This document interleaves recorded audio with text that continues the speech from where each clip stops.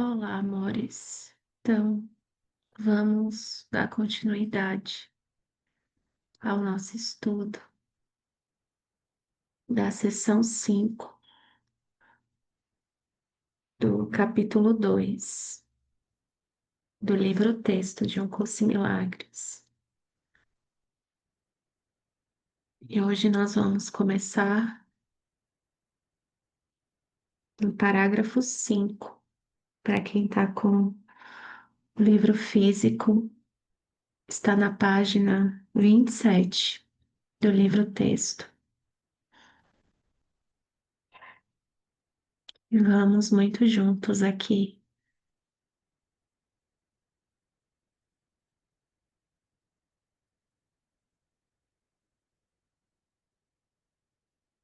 Nos unirmos nessa oração de aceitar a expiação para nós mesmos e permitir que o Espírito Santo realize o trabalho dele através de nós.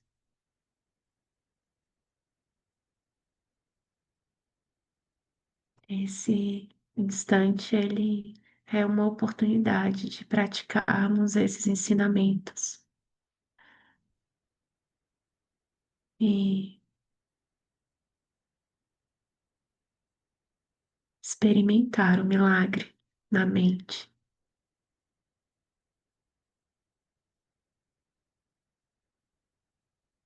Então, vamos juntos.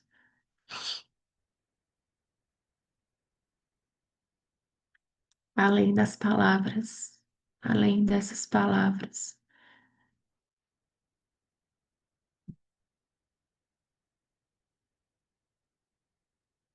Então, parágrafo 5, nós estamos na seção 5 do capítulo 2, a função do trabalhador de milagres.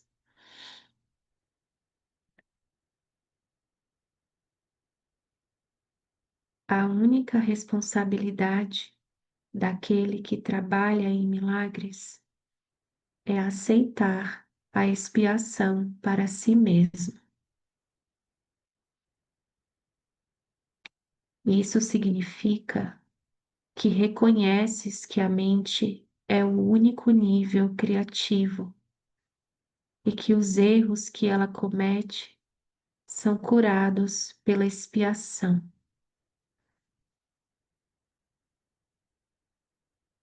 Uma vez que aceitas isso,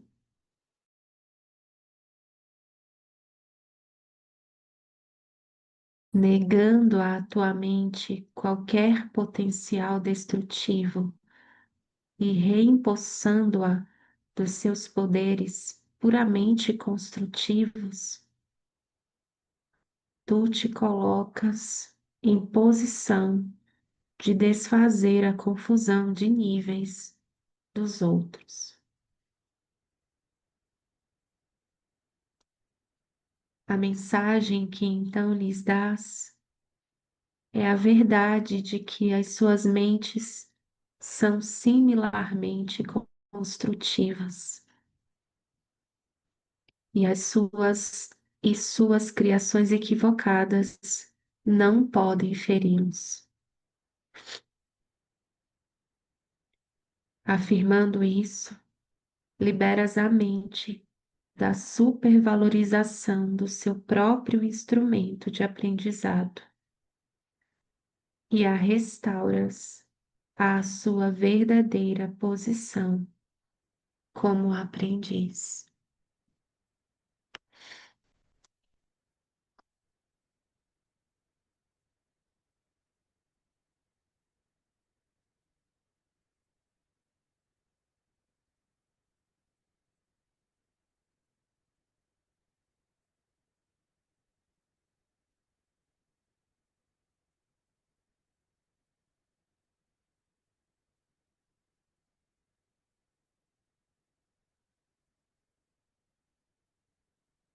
Parágrafo 6.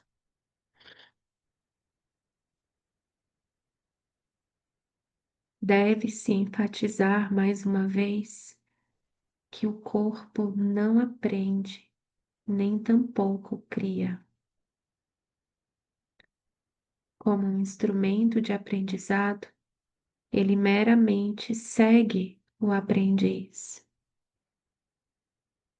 Mas, se é falsamente dotado de iniciativa própria, vem a ser uma séria obstrução ao próprio aprendizado que deveria facilitar.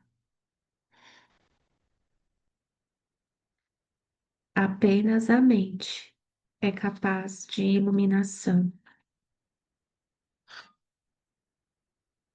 O espírito já é iluminado e o corpo em si é por demais denso.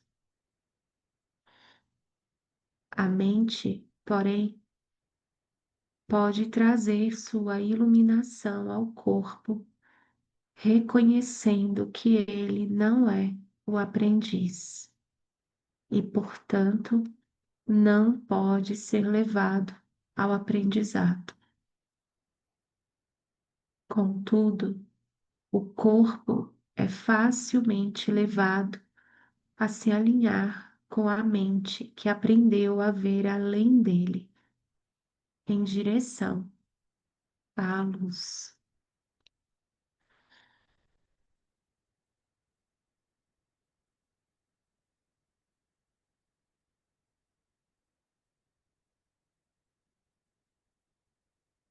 Só lembrando, né, que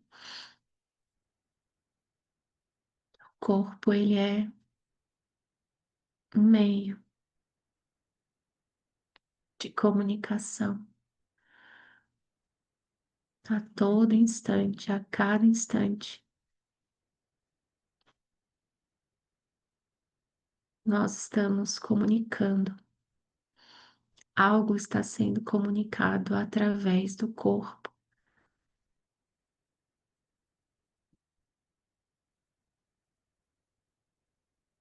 O corpo em si mesmo não tem significado, ele é neutro.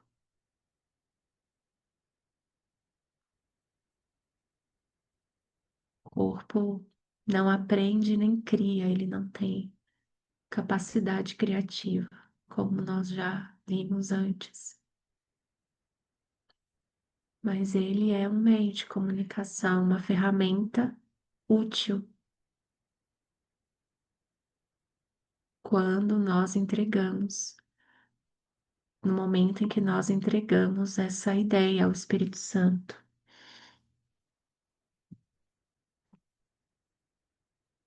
E aqui ele lembra que apenas a mente é capaz de iluminação. Então não tem iluminação de pessoas, né? Pessoas iluminadas, corpos iluminados. Apenas a mente é capaz de iluminação. E o corpo ele só segue o aprendiz, a mente, né? E sempre que a gente dá ao corpo um significado que ele não tem, o que deveria facilitar o nosso aprendizado, a ferramenta que ele é e que deveria facilitar o nosso aprendizado, passa a ser uma obstrução, uma séria obstrução ao próprio aprendizado que deveria facilitar, porque está sendo usado para confirmar a separação.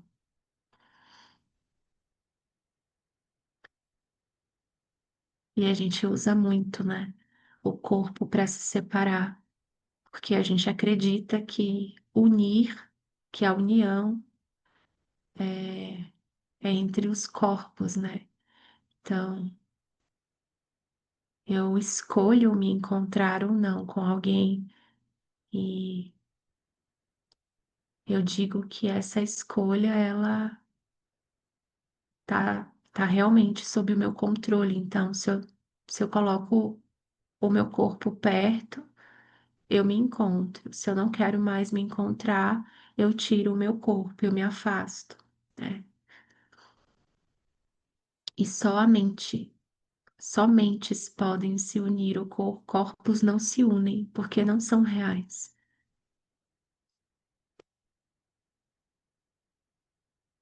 Então, nesse parágrafo 6, estamos só reforçando mesmo que o corpo é um instrumento de aprendizado,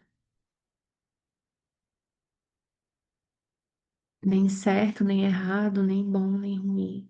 Só um instrumento de aprendizado que segue os comandos da mente, as escolhas que a mente faz.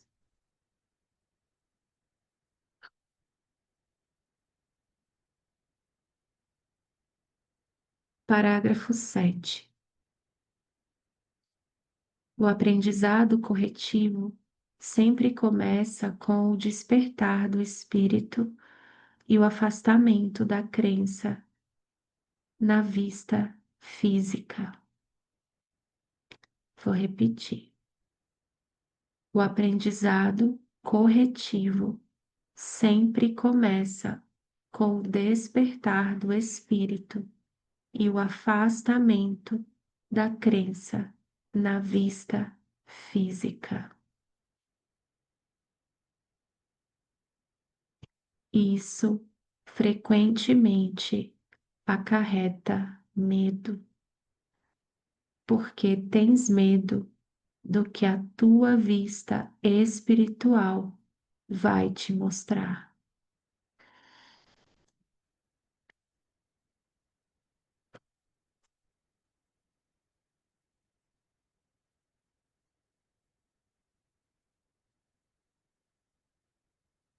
De repetir essa sentença, primeira sentença. O aprendizado corretivo sempre começa com o despertar do espírito e o afastamento da crença na vista física. Só para a gente lembrar também que o milagre é uma correção na mente. É,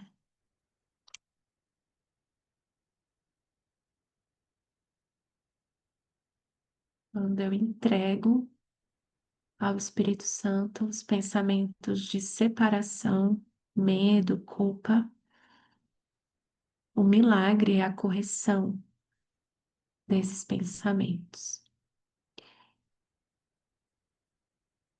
E nesse movimento de entrega, necessariamente, eu preciso reconhecer a minha responsabilidade por tudo que penso, sinto e vejo. Todo esse processo de praticar o perdão verdadeiro, né, que a gente aprende, que nós estamos aprendendo com Jesus através de um curso de milagres. O que que é esse perdão, né? É realmente se abrir para um outro jeito de ver. É perdoar o meu irmão por algo que ele nunca fez. É reconhecer que não há pecado. E para isso eu preciso questionar o que a minha vista física parece mostrar. Preciso colocar em dúvida, eu preciso questionar o que eu estou percebendo, o que a vista física está me mostrando, porque tudo o que eu percebo através dos olhos físicos foi feito para negar a visão espiritual, a visão real, a visão além do mundo.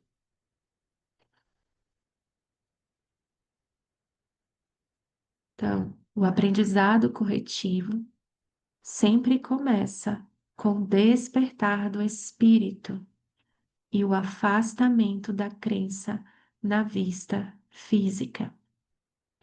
Isso frequentemente acarreta medo, porque tens medo do que a tua vista espiritual vai te mostrar. A gente pode entrar em contato com esse conteúdo aqui agora.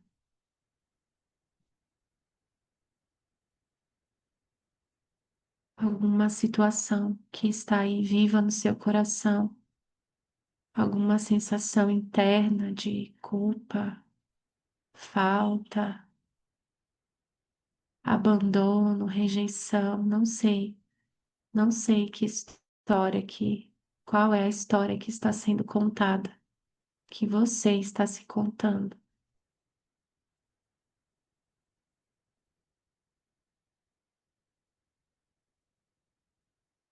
Mas a gente não precisa ter medo de olhar para isso.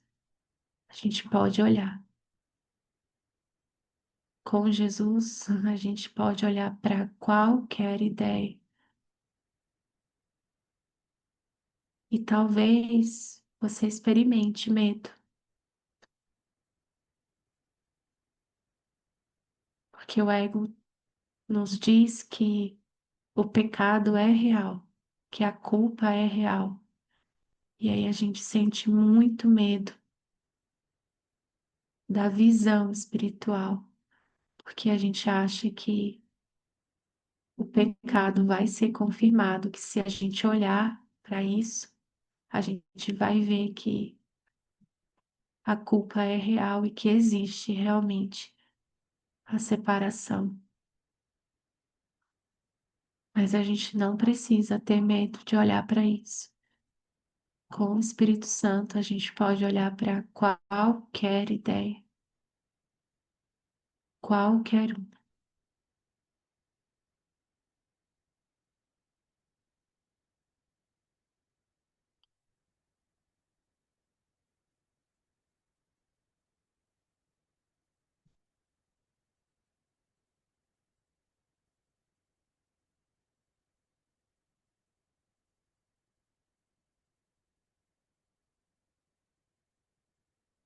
Às vezes você sente medo de olhar para isso porque você acha que algo vai ser tirado de você e que você vai sofrer muito mais.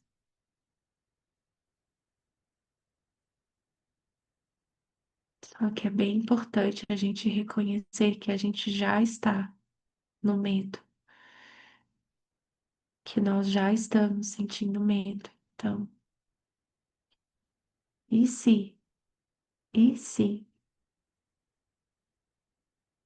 você der um voto de confiança a esse professor interno que sabe o caminho, que sabe que nada disso é real?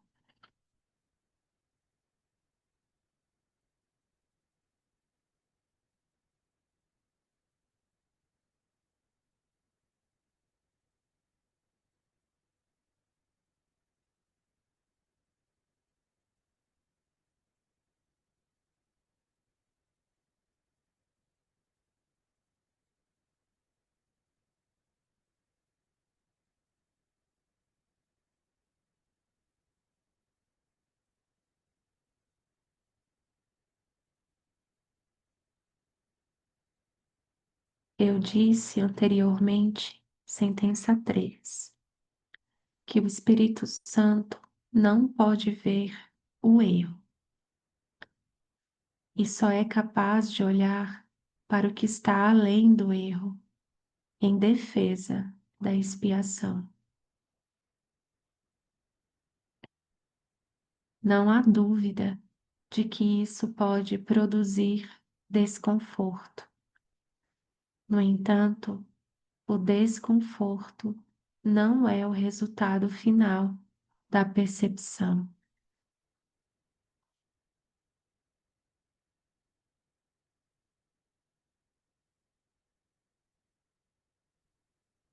Quando se permite que o Espírito Santo olhe para a profanação do altar, ele também olha imediatamente em direção a expiação.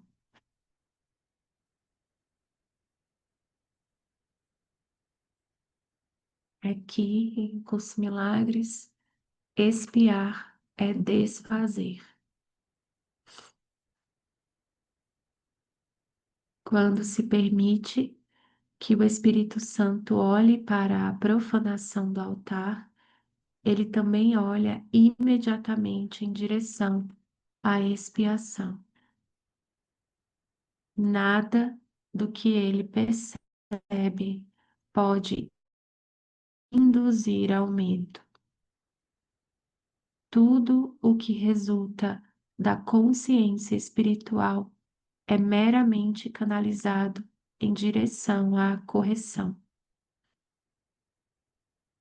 O desconforto só surge para trazer à consciência a necessidade da correção.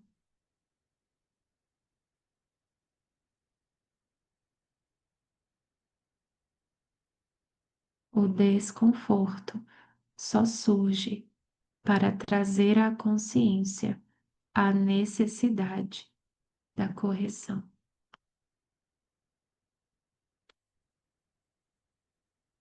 Nós vimos lá no comecinho, na introdução do livro de exercícios, digo, do livro-texto, em que ele diz que o curso não tem por objetivo ensinar o significado do amor, pois isso está além do que pode ser ensinado. Ele objetiva, contudo, remover os bloqueios à consciência da presença do amor, que é a tua herança natural.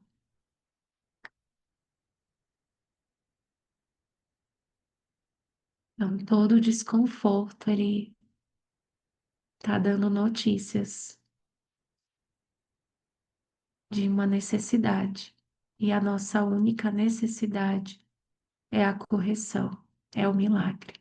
Enquanto nós ainda acreditamos no tempo, na ideia de tempo e de separação de mundo das formas. Então, se há um desconforto, é só porque há necessidade de correção. Só, simples assim.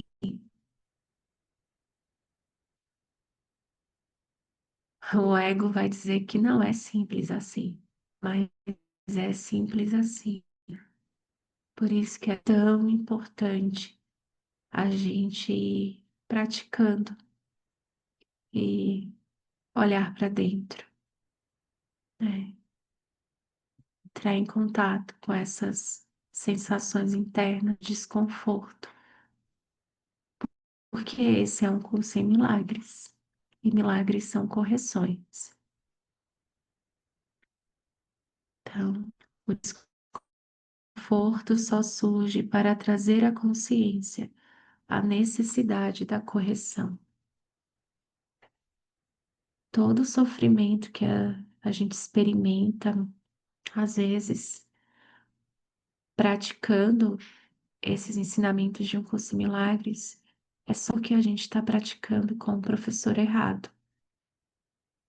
E quando a gente decide, né, por isso, quando a gente escolhe praticar esses ensinamentos com o ego, com esse sistema que nós fizemos, nós vamos interpretar muito, porque o ego interpreta tudo o tempo todo, ele julga tudo o tempo todo. E são nessas interpretações que nós muitas vezes ficamos e experimentamos muito sofrimento. E aí a gente acha que é o treino, né? Que é o treino que está intenso, que é o treino que está difícil. E muitas vezes a gente não percebe quanto, o quanto a gente julga, o quanto a gente está julgando e interpretando tudo, inclusive situações que parecem desafiadoras. Então fica muito complexo praticar esse curso com o ego, porque ele interpreta tudo, todos os sims, tudo, tudo ele interpreta, ele traz esses ensinamentos para a ilusão, né? A ver- Tentar trazer a verdade para a ilusão, porque o desconforto só surge para trazer à consciência a necessidade da correção. É uma, é um meio, é uma forma de sinalizar, é uma notificação. Sabe o nosso celular que recebe notificação a todo instante? É, o desconforto é uma notificação na mente, né? É um chamado, é, é um pedido, né? Tem um convite no desconforto, só um convite para correção. E a nossa parte é praticar a nossa função, é se voltar para dentro, né? Olhar para o que a gente está pensando e sentindo e entregar essas ideias ao Espírito Santo, é entrar em contato com esse medo, é fazer contato com esse medo, que obviamente não é gostoso, mas com certeza fica muito pior quando a gente interpreta. Quando a gente interpreta o nosso treino, quando a gente interpreta o treino do coleguinha, quando a gente interpreta os pensamentos e fica fazendo associações. O ego ama fazer associações, porque isso é por causa disso, porque isso, e aí traz a física de um curso milagres, e aí fica parecendo que é muito sério, espiritual, mas tem um sofrimento profundo nessa interpretação, só porque a gente está sozinho interpretando tudo. Então é simples assim. O desconforto só surge para trazer à consciência a necessidade da correção. Parágrafo 8. Em última instância, o medo da cura surge de uma recusa em aceitar inequivocadamente que a cura é necessária. Em última instância, o medo da cura surge de uma recusa em aceitar inequivocadamente que a cura é necessária.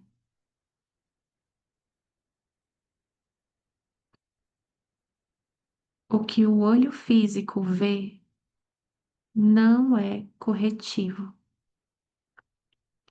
e nem pode o erro ser corrigido por qualquer instrumento que possa ser visto fisicamente. Enquanto acreditas no que te diz a tua vista física, as tuas tentativas de correção estarão equivocadamente dirigidas.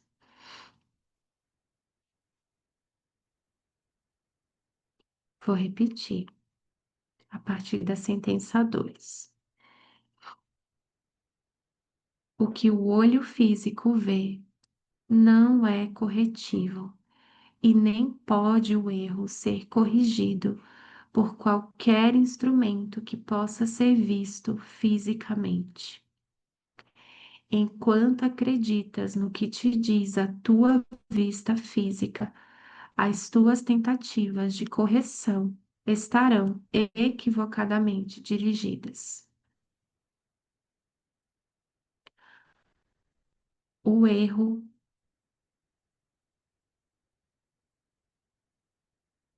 olha, o que o olho físico vê não é corretivo, porque o olho físico não é capaz de ver o erro, o erro que precisa de correção, que em última instância não aconteceu, que é a ideia de separação, o equívoco, uma diminuta e louca ideia de separação. Então, o olho físico não pode corrigir nada, porque o olho físico não é capaz de ver o erro que precisa ser corrigido, porque o erro, o único problema, o nosso equívoco é sobre a percepção, é uma ideia de separação. E o que que a gente mais faz aqui, que a gente aprendeu a buscar erros, né, de todas as formas possíveis e impossíveis, na verdade, de todas as formas impossíveis e buscar correções, soluções presentes.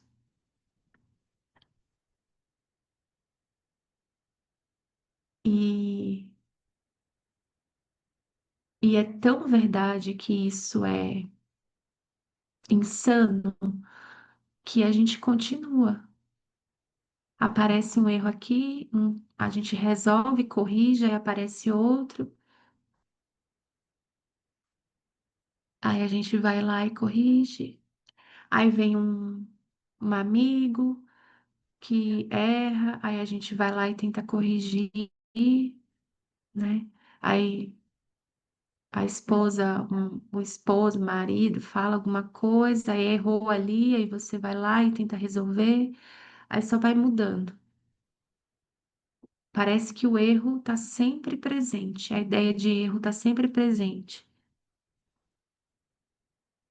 Porque não existem erros. Lembra? O corpo, ele é só um instrumento, ele não pode criar, nem aprender, nem errar. Ele falou isso nesse capítulo, se eu não me engano, ou no capítulo anterior, na sessão anterior.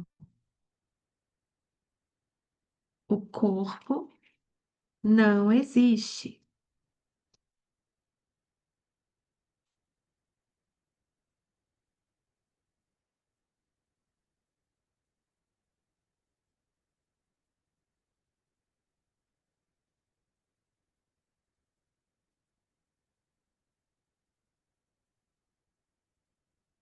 O corpo não existe, exceto como instrumento de aprendizado para a mente. Esse instrumento de aprendizado não está sujeito a erros próprios, porque não pode criar. Está no parágrafo 1 dessa seção mesmo. A função do trabalhador de milagres. Sentença 910. O corpo não existe. Então, o que o olho físico vê não é corretivo, porque ele não vê. O olho físico só percebe, ele não vê nada.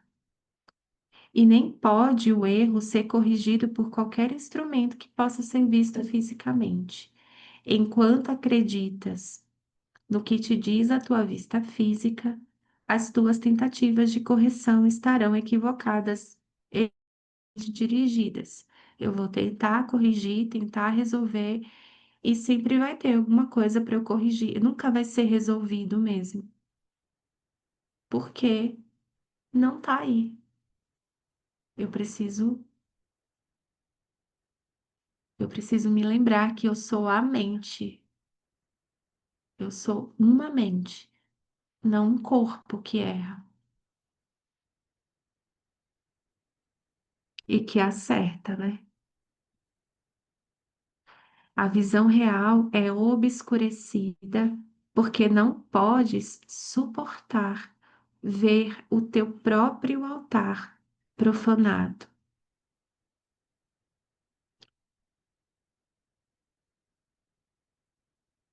Mas Uma vez que o altar foi profanado, o teu estado vem a ser duplamente perigoso, a menos que seja percebido.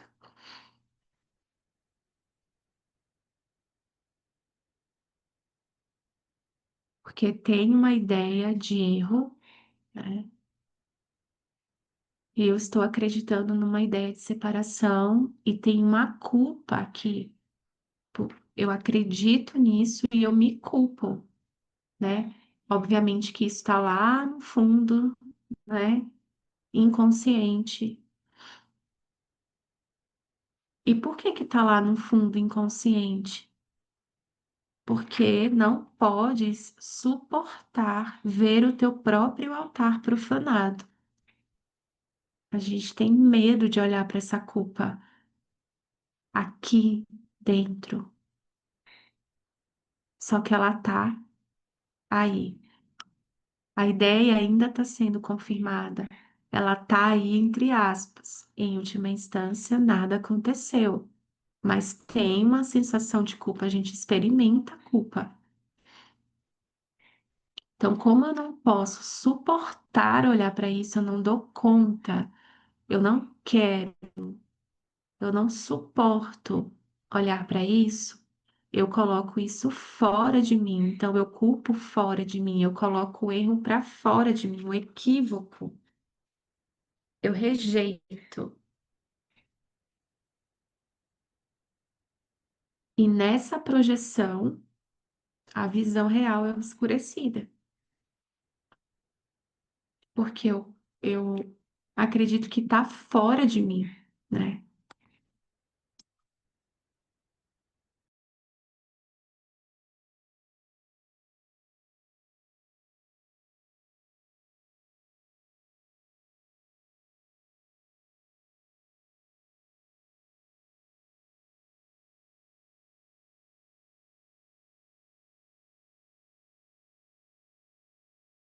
Mas, uma vez que o altar foi profanado, o teu estado vem a ser duplamente perigoso, a menos que seja percebido.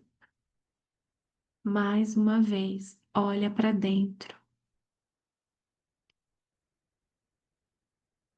Por que duplamente perigoso? Porque eu estou enganado, eu estou duplamente, eu estou me enganando duplamente. Além, eu projeto o que já é um engano, eu já estou rejeitando a minha responsabilidade, o meu poder de decisão. Eu já estou rejeitando o que eu fiz e que eu quero que isso seja desfeito, né? Que é a ideia de separação, e aí eu coloco a culpa no meu irmão e ainda quero corrigir ele. Então eu estou duplamente enganada, né? É duplamente perigoso. É uma cegueira mesmo. A gente não enxerga, a gente não vê nada aqui, a gente só percebe, só projeta. Duplamente perigoso, a menos que seja percebido, a menos que eu olhe e perceba. E aqui o seja está em itálico, porque em última instância nada aconteceu, não há nada a ser percebido. Mas como nós acreditamos, ele coloca aqui em itálico para considerar, para usar essa nossa crença como de forma didática aqui, né? Porque não há nada a ser percebido, porque nada aconteceu. Mas a gente não acredita nisso. Então eu preciso olhar, entrar em contato. E esse entrar em contato é o quão disponível estou para viver em milagres, para realmente praticar esses ensinamentos. Quanto que eu quero realmente viver em milagres? Eu preciso de ajuda para aceitar que eu nunca estou transtornado pela razão que imagino. Porque a cada instante em que eu acredito, em que eu confirmo, em que eu insisto em dizer para mim mesmo que eu estou transtornada porque fulano fez isso aqui para mim, que eu estou com medo porque o mundo está assim, porque lá fora está desorganizado, por isso que eu estou assim. A cada instante que eu escolho essa ideia, eu, por um instante, eu não escolho viver em milagres.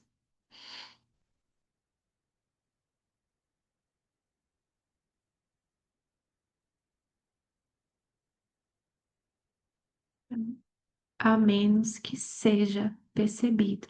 Então, olha para o que você está sentindo. Sente. Eu sei que é muito tentador ficar na intelectualidade das coisas. É muito tentador. Parece muito confortável, parece muito prazeroso ficar na intelectualidade, na associação das ideias, inclusive de um curso em milagres. Parece muito gostoso ficar nesse lugar, porque a gente se convence de muitas formas de que a gente está certo. A gente vai dar um jeito de confirmar que a gente está certo e a mente ela tá cheia de armadilhas, tem um labirinto assim para isso, prontinho.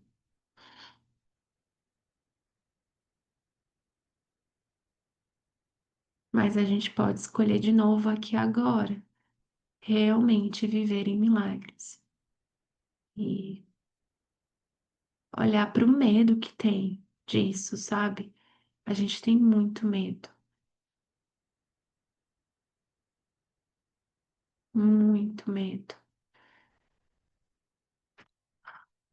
de descobrir que não somos amados, que Deus não ama o seu filho, que Deus pune o seu filho, que Deus está só me esperando para me condenar, para me sacrificar, me crucificar,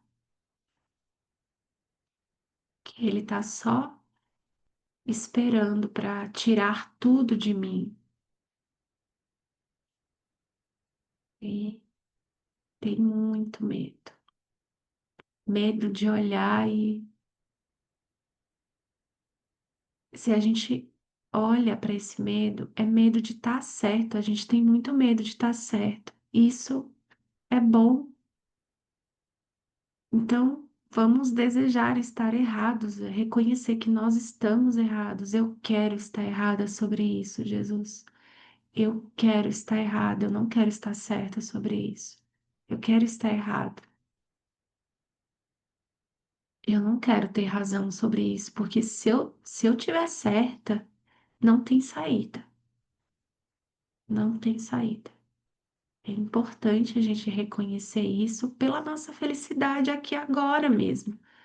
Não é que alguma coisa está se perdendo, ou Deus está bravo, ou Jesus está frustrado. Não, é só porque a gente está adiando a felicidade perfeita aqui agora. Então, vamos juntos olhar para esse medo de entregar mesmo,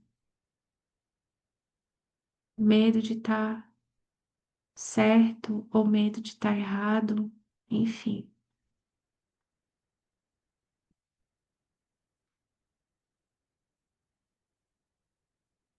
Parágrafo 9. A cura é uma habilidade que foi desenvolvida após a separação. Antes disso, era desnecessária.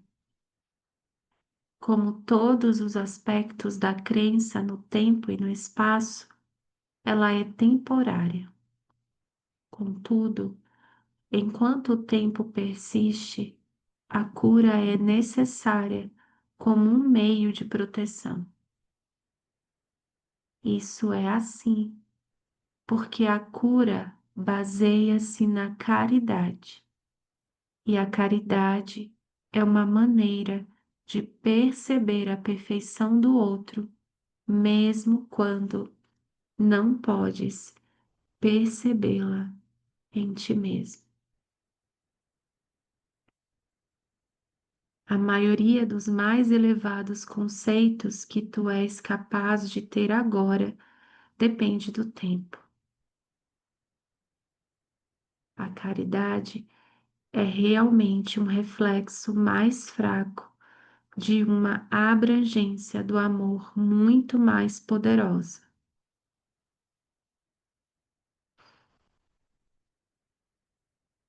que está muito além de qualquer forma de caridade que possas conceber por enquanto. A caridade é essencial à mentalidade certa, no sentido limitado no qual ela pode ser agora alcançada. A caridade é uma maneira de perceber a perfeição no outro, do outro, mesmo quando não podes percebê-la em ti mesmo.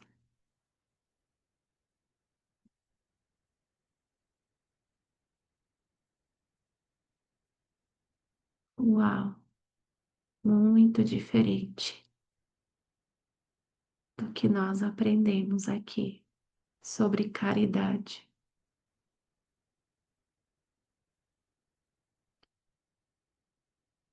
sobre empatia. A caridade é uma maneira de perceber a perfeição do outro, mesmo quando não podes percebê-la em ti mesmo.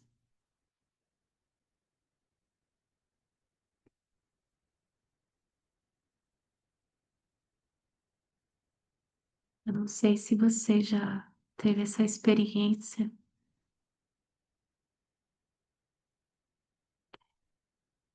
de ouvir alguém com presença, alguém expressando uma dor,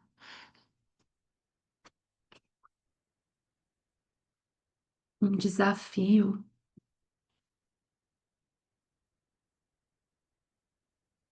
alguém ali compartilhando uma ideia de sofrimento, uma situação em que ela se percebe, ele se percebe pequeno e você ouvindo atentamente com presença consegue ver a insanidade do sistema de pensamento do ego e reconhecer a perfeição do seu irmão ou da sua irmã.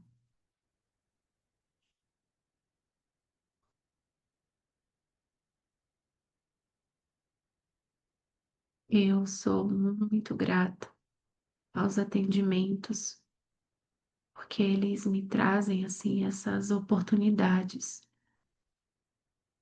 de assistir à perfeição do meu irmão, mesmo quando eu não estou percebendo em mim mesmo. E ao perceber a perfeição no outro, automaticamente eu passo a me lembrar, eu começo a me lembrar, né, da perfeição que há em mim, em nós, na mente. E aqui eu não estou falando de habilidades, de. Não é sobre habilidades que alguém não reconhece em si e que eu reconheço. Aqui ele está trazendo a perfeição.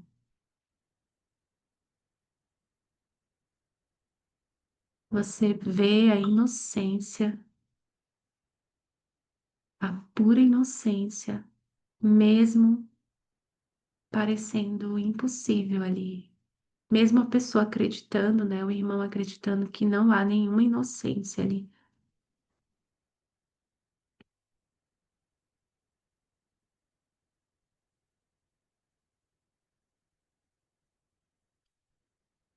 Parágrafo 10.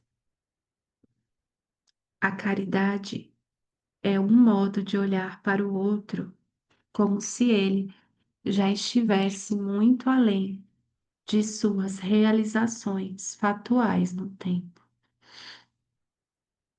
que é esse exemplo que eu acabei de trazer aqui. É ver além, além das habilidades, além das ideias de limitação, de competências, capacidades, além.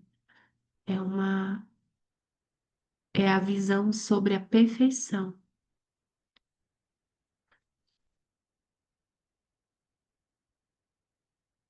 Como seu próprio pensamento é faltoso, ele não pode ver a expiação para si mesmo, ou não teria nenhuma necessidade de caridade. Então, como ele está percebendo, se percebendo como um erro, como culpado, essa percepção faltosa, esse pensamento faltoso, né, que é faltoso, já indica a necessidade de caridade, de correção ali, né? A caridade que lhe é conferida é tanto uma admissão de que ele necessita de ajuda, quanto um reconhecimento de que vai aceitá-la. Essas duas percepções claramente implicam em uma dependência em relação ao tempo, fazendo com que seja evidente que a caridade ainda está dentro das limitações desse mundo. Eu disse anteriormente que só a revelação transcende o tempo. O milagre, como uma expressão de caridade, só pode encurtá-lo. Tem que ser compreendido, porém, que sempre que ofereces um milagre a um outro, estás encurtando o seu sofrimento e o teu. Isso corrige retroativamente, assim como progressivamente.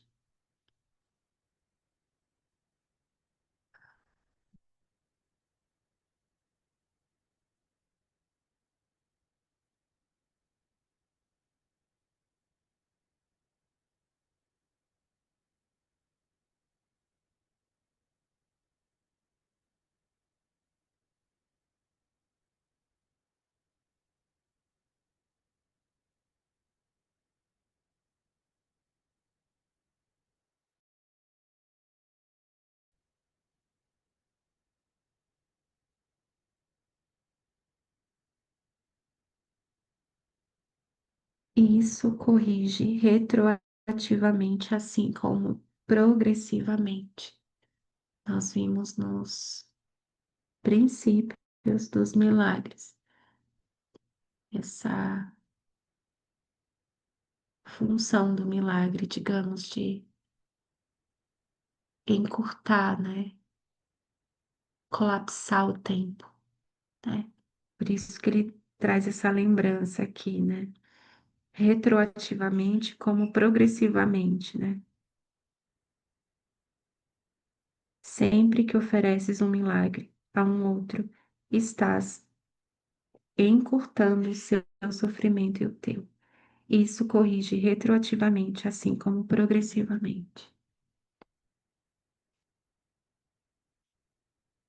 tem aí um colapso desse tempo, né? Porque está além do tempo. Esse instante está além do tempo. Essa correção está além do tempo.